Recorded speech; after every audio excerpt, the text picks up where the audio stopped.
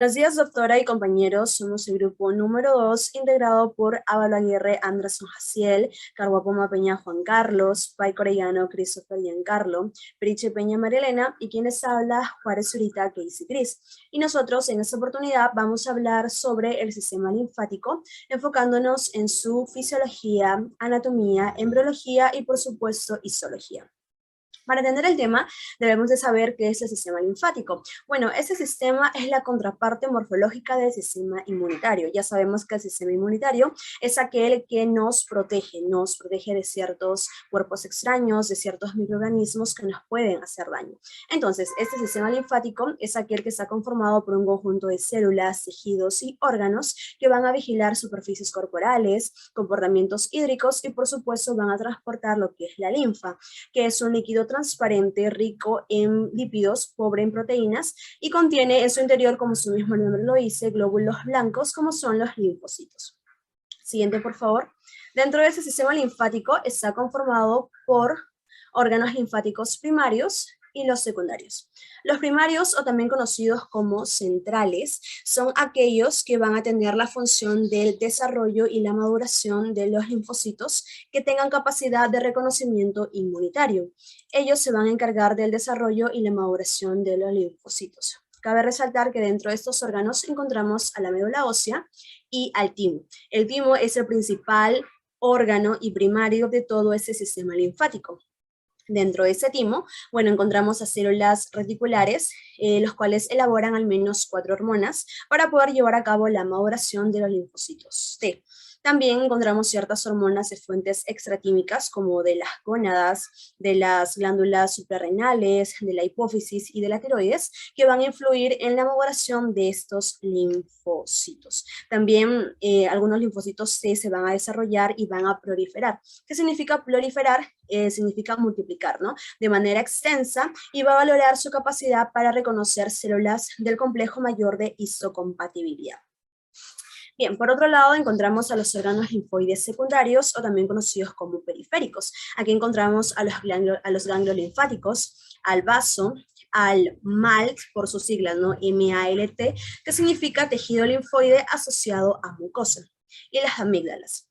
Bueno, estos órganos secundarios van a buscar brindar un ambiente apropiado para las células con capacidad inmunitaria. Los ganglios linfáticos son aquellos que van a actuar como sitios de reconocimiento de antígenos. También mediante los macrófagos, que son células fagocíticas, se van a eliminar aproximadamente el 99% de todas las impurezas que pueda traer consigo la linfa.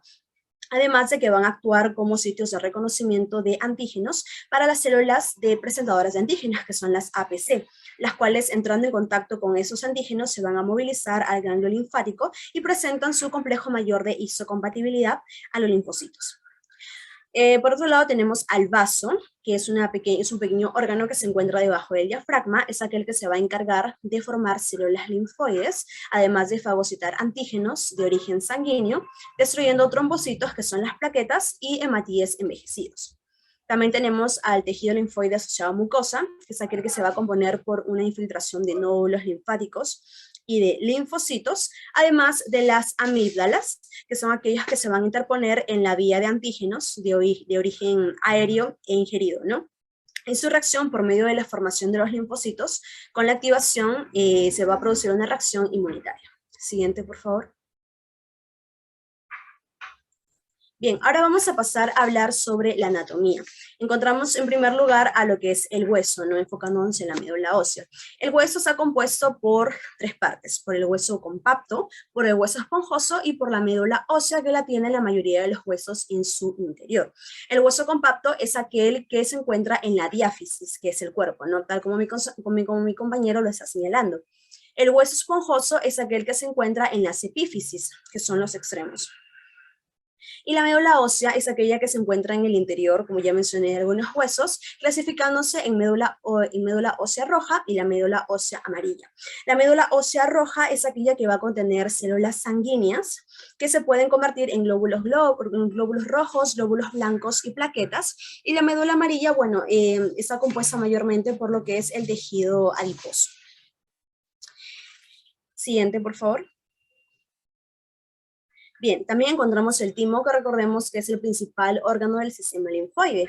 Este es un pequeño órgano que se encuentra situado debajo del esternón a un costado del corazón, tal como se puede apreciar en la imagen. Es un órgano pequeño, bilobulado, eh, y bueno, contiene un espacio o celda cuyas paredes se encuentran constituidas por elementos anatómicos que se van a relacionar. Tal como se puede apreciar en la imagen de la izquierda, cuenta con 3 caras. La cara anterior es aquella que se va a relacionar con el esternón en su parte posterior. Los cartílagos costales y lateralmente va a alcanzar la articulación esternoclavicular y en sentido inferior va a alcanzar del cuarto al quinto espacio intercostal. Después encontramos a la cara posterior, que es la que vemos de atrás, ¿no? Se va a relacionar con la tráquea, se moldea sobre ella y se va a adaptar más o menos a su forma, ¿no? Para más abajo estar separado por lo que es el arco aórtico, el tronco brachiocefálico y la carótida común izquierda. Y tenemos también a la cara lateral, que bueno, las que vemos de costado. Está en contacto con la pleura parietal, que es la porción mediatínica, los nervios frénicos y los vasos pericardiofrénicos. Y también cuenta con extremos, ¿no? Como lo es el superior y el inferior. Siguiente, por favor. Bien, ahora pasamos a los nodos linfáticos. Bueno, estos nodos son masa de tejido linfático, acompañado de linfocitos y de otras células de un volumen variable y van a recibir tanto vasos sanguíneos aferentes y eferentes. Los aferentes son los que se encuentran en la parte superior, tal como se señala en la imagen. Estos son aquellos que tienen una forma de redondeada u ovoide, ¿no? Aquí llega a la periferia de modo que van a emerger por una depresión, y los vasos linfáticos eferentes son los que se encuentran en su parte posterior, ¿no? Ese nódulo linfático tiene un color gris rojizo, existen tanto superficiales como profundos y se encuentran como cadenas, ¿no? Además de otras estructuras como lo es la cápsula, que es todo lo que está englobando al nódulo linfático, a los senos, al córtex, al hilum y a la válvula para evitar los reflujos. Siguiente, por favor. Bien, ahora pasamos al vaso. Como mencioné más antes, el vaso es un pequeño órgano que se encuentra debajo del diafragma del lado izquierdo. Encontramos 2 caras, la cara diafragmática, que es la que está, bueno, en el exterior, y la cara visceral, que es la del interior, ¿no? La cara diafragmática es aquella que es extensa y es lateral convexa, moldeada por la concavidad diafragmática. Y la visceral es aquella que se van a distinguir 2 caras, que es la de adentro, ¿no? Tanto la gástrica como la renal. La gástrica es cóncava, aplicada contra la convexidad del estómago en su parte posterior, y en su cara renal, que es cóncava también igualmente orientada hacia abajo, encontrándose con la glándula suprarrenal izquierda, y también una última cara, la cara cólica, que está en contacto con lo que es el colon transverso. Y bueno, entre otras estructuras como es la trabécula, la pulpa roja, la pulpa blanca, la vena esplénica y su arteria esplénica, ¿no? Así como la cápsula. Siguiente, por favor. Bien, ahora pasando a hablar sobre embriología. La embriología del vaso, bueno, el vaso aparece alrededor de la 5ª semana de gestación, ¿no? Como un pequeño engrosamiento del mesénquima, es decir, del mesodermo, de lo que es el gastrio-dorsal. Aquí se van a diferenciar ciertas células mesenquimatosas, adquiriendo una irrigación abundante y se van a distinguir vainas linfoides parietales. Siguiente, por favor. Bueno, ahora sí le doy pase a mi compañero. Bien, mi nombre es Christopher Paico, yo seré el encargado de hablar de la histología de estos órganos. Vamos a comenzar primero por el timo. El timo, como ya se mencionó anteriormente, es un órgano linfático bilobulado que deriva del endodermo. Para entender mejor su ubicación, podemos decir que está sobre los grandes vasos del corazón, específicamente en el mediastino. Este adquiere su mayor desarrollo después del nacimiento, pero comienza a tomar protagonismo o papel en Bien, mi nombre es Christopher Paico. Yo seré el encargado de hablar sobre la histología de cada uno de estos órganos. Empezaremos primero por el timo. El timo es un órgano linfático bilobulado que deriva del endodermo y está ubicado en el mediastino. Para ser más específicos con la ubicación, se encuentra sobre los grandes vasos del corazón. Adquiere su mayor desarrollo poco después del nacimiento, pero este comienza a tomar protagonismo en la pubertad. Además, podemos decir que está compuesto por tejido adiposo. En el adulto, el timo conserva su capacidad de formar linfocitos T, pero en una proporción un poco más reducida en comparación de las otras edades. El timo está dividido en dos, lo que vendría a ser la corteza externa y la médula interna. La corteza externa está compuesta por células epitelio-reticulares, macrófagos y linfocitos T, pero estos son linfocitos T pequeños o los también llamados timocitos. Ahora, en la médula interna tenemos que está compuesta por células epitelio-reticulares, también con linfocitos T, pero los linfocitos T que encontramos aquí son linfocitos T de un mayor tamaño y los corpúsculos tímicos de Hazard. Entre las funciones principales tenemos la formación de linfocitos T, la potenciación y la destrucción, además de la maduración. En esta imagen de la parte derecha podemos encontrar en donde podemos localizar al timo. Bien, esta es una muestra del timo con coloración hematocilina eosina en un aumento de 40x. Tenemos la cápsula, que es la parte externa, como podemos observar. Los tabiques conectivos son estas como tiras de color rosado, la sustancia cortical, sustancia medular.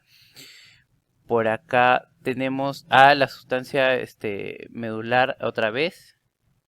Del otro lado, los corpúsculos de Hazard, que son los que mencionamos anteriormente, son estos con un color rojo más fuerte. Son estas estructuras de un color rojo más fuerte. La sustancia corticoidal y los tabiques interlobulares. Por aquí tenemos la histología de los ganglios linfáticos. Los ganglios linfáticos son órganos de forma ovoide o arriñonada. ¿Por qué arriñonada? Porque es más o menos similar a la forma de un riñón. Filtra la linfa mediante su exposición a una gran cantidad de células linfáticas. Ahora, ¿cómo podemos decir que su superficie? Su superficie es de una forma convexa, lo cual recibe los vasos linfáticos aferentes a un hilio, a donde los vasos sanguíneos entran y salen.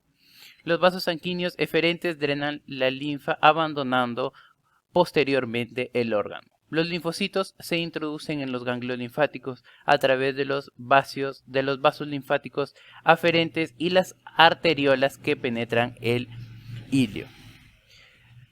¿Qué tenemos que posee estos? Tenemos que posee la cápsula que, como podemos observar en esta imagen, la parte que se encuentra externa, rodea el tejido, rodeada por tejido adiposo y compuesta por tejido conjuntivo denso no modelado, colágeno con algunas fibras elásticas y células musculares lisas.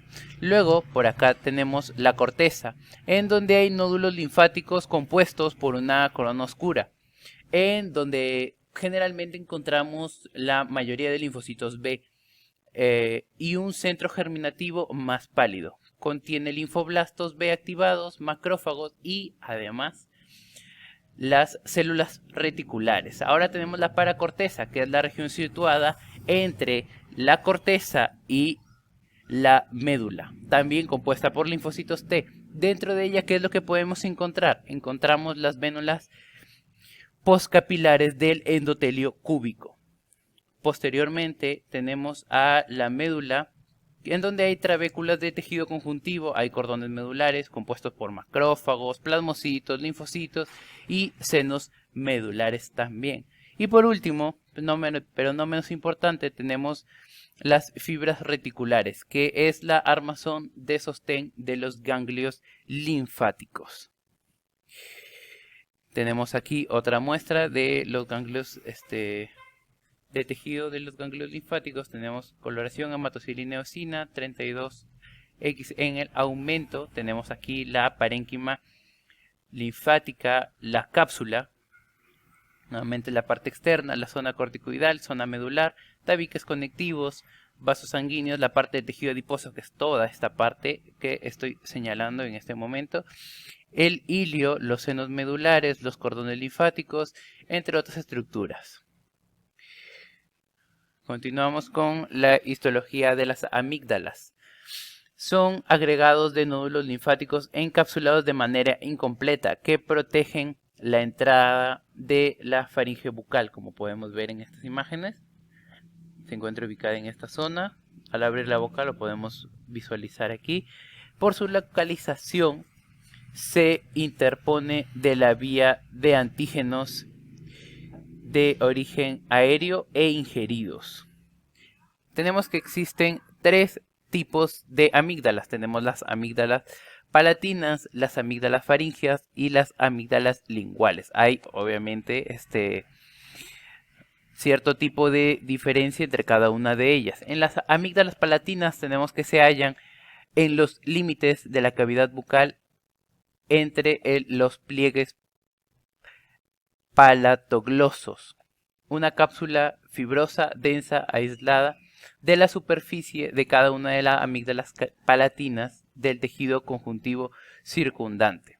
Tenemos que la cara más superficial de las amígdalas palatinas está recubierta por un epitelio escamoso estratificado, además de que no es no queratinizado. Es un epitelio escamoso estratificado no queratinizado. En el caso de las amígdalas palatinas. Ahora, las amígdalas faríngeas tenemos que encontramos cierta similitud con las amígdalas palatinas, pero estas se encuentran en el telo de la faringe nasal y la cápsula de las amígdalas faríngeas, a diferencia de las amígdalas palatinas, es más delgada. Posee invaginaciones longitudinales y superficies llamadas plegamientos en cuya base se abren los conductos de glándulas seromucosas. Las amígdalas linguales están cubiertas externamente por un epitelio escamoso no queratinizado. Al igual que las amígdalas palatinas, el epitelio se invagina hacia el interior para formar una sola cripta. Debajo del epitelio hay una capa de nódulos linfoides que contienen linfocitos. Estas amígdalas están rodeadas por una capa delgada. Aquí marca la diferencia. Aquí marca la diferencia entre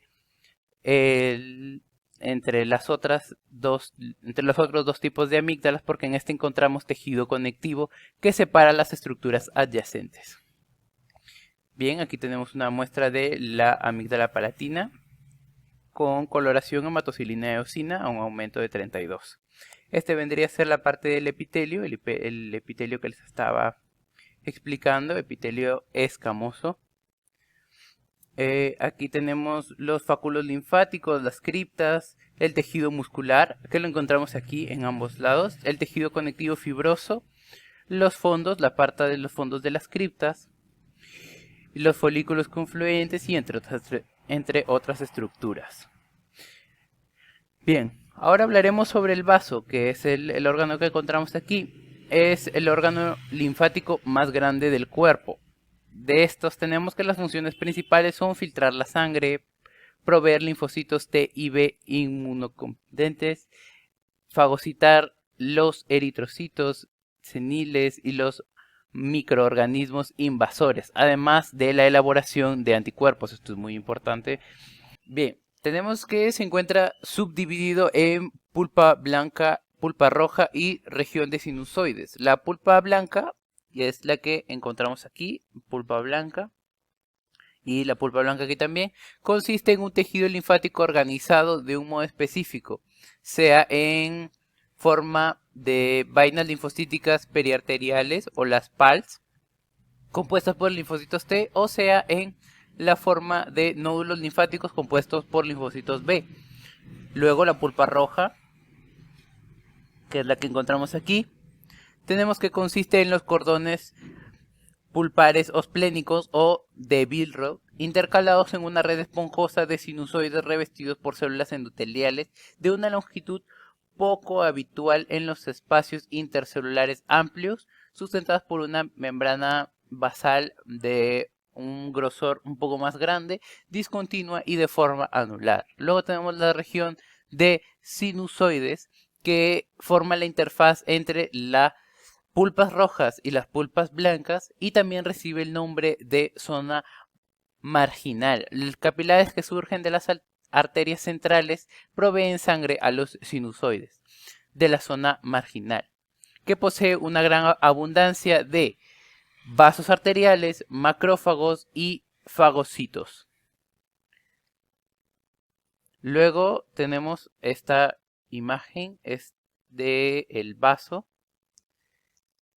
coloración hematocilina eosina y con un aumento de 50. Tenemos la cápsula, como podemos visualizar, las que estoy señalando, los corpúsculos de Malfi, los tabiques conectivos, los cordones de Billroth, que son los que les mencioné en la diapositiva anterior, las arteriolas, los senos venosos, los nódulos conectivos de los tabiques y las arteriolas. Son estos de un color un poco de azul intenso. En esta tenemos otra de la porción de la pulpa roja y blanca. Tenemos nuevamente el tabique conectivo con arteria, esto de color rosado, los senos venosos con hematíes, las arteriolas de la pulpa roja, el tabique conectivo con la vena, el endotelio de la vena, los linfocitos, linfoblastos y macrófagos de un centro germinativo de Fleming, la arteriola o pulpa blanca y la arteriola de la pulpa blanca también, estos dos de aquí, ya. Luego tenemos esta diapositiva como para diferenciar otras estructuras también, como el macrófago, es el número 1, el que podemos visualizar aquí, el linfoblasto, el prolinfocito, los linfocitos pequeños o los timocitos, los que encontramos en el timo, los proplasmocitos, los plasmoblastos, el plasmocito, los monoblastos y el monocito. Y esto sería todo por nuestra exposición. Muchas gracias por su atención y espero que les haya gustado.